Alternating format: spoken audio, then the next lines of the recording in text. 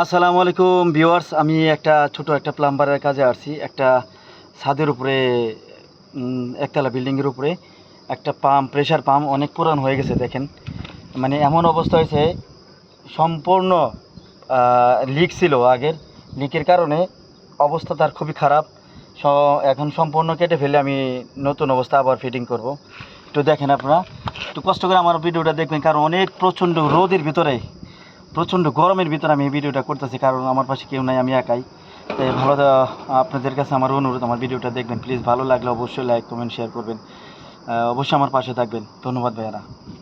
তাহলে শুরু হয়ে যাক আমার, কারণ 3 মিনিটের ভিতরে আমার ভিডিওটা করতে হবে।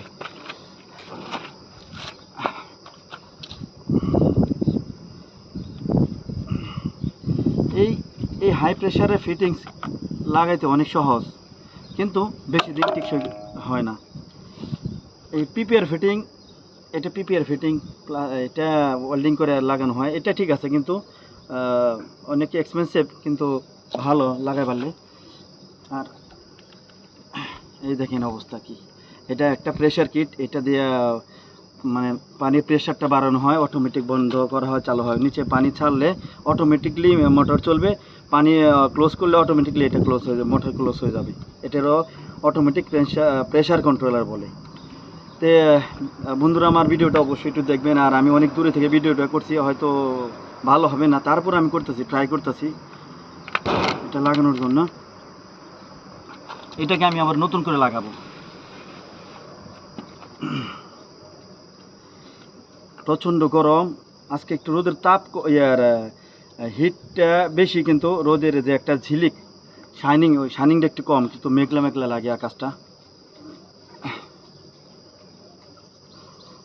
তবে আমার মনের ভিতর অনেক কষ্ট ভাই। আজকে আমি 2 দিন ধরে কোনো ভিডিও আপলোড দিতে পারছি না ফেসবুকে। আমার কোনো সমস্যা হয়েছে নাকি এখন আমি বুঝতে পারতেছি না, কারণ আমার ফেসবুক সম্বন্ধে আমার ধারণাটা অনেক কম।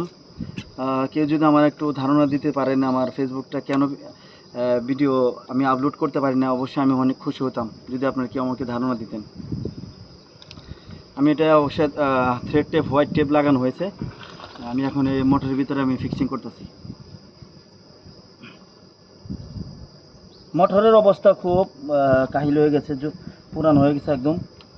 কিন্তু আমি হয়তো কাস্টমারে বললে হয়তো উনি নতুন লাগাইতো, কিন্তু মানুষগুলো ভালো, তো এই কারণে আর করলাম না। আমি নিজে এগুলো দিয়েই ট্রাই করতেছি।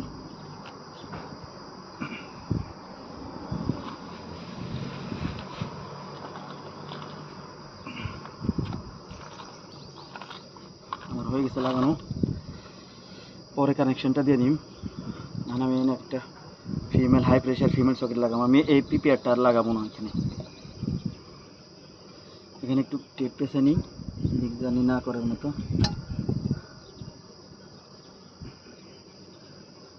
তো গরম আজকে, এই 2 মাস 3 মাস প্রচণ্ড গরম থাকবে। সবাই আমার ভিডিওটা কেমন হয় অবশ্যই লাইক কমেন্টে জানাবেন প্লিজ।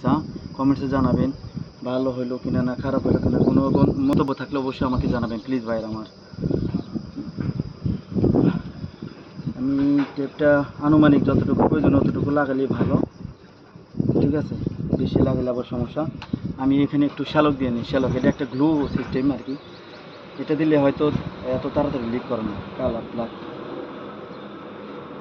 কারণ এত দূর থেকে হয়তো আপনারা দেখতে পারতেছেন না আমি কি লাগাইতেছি, কিন্তু এটা ভালো সাপোর্ট, মানে লিক না করার জন্য। আমি প্রেশার ফিটিং লাগানো,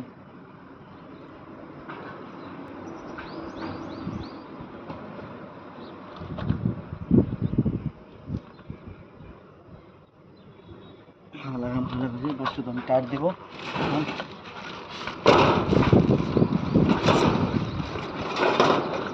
এটা একটা আমার বড় রেঞ্জ ধরার জন্য,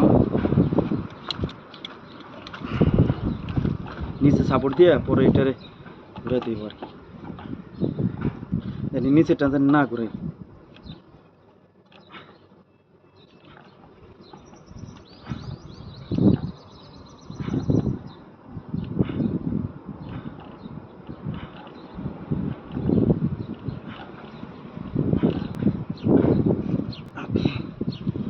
হয়েছে, আমি শ্যালক টায়ার দিছি।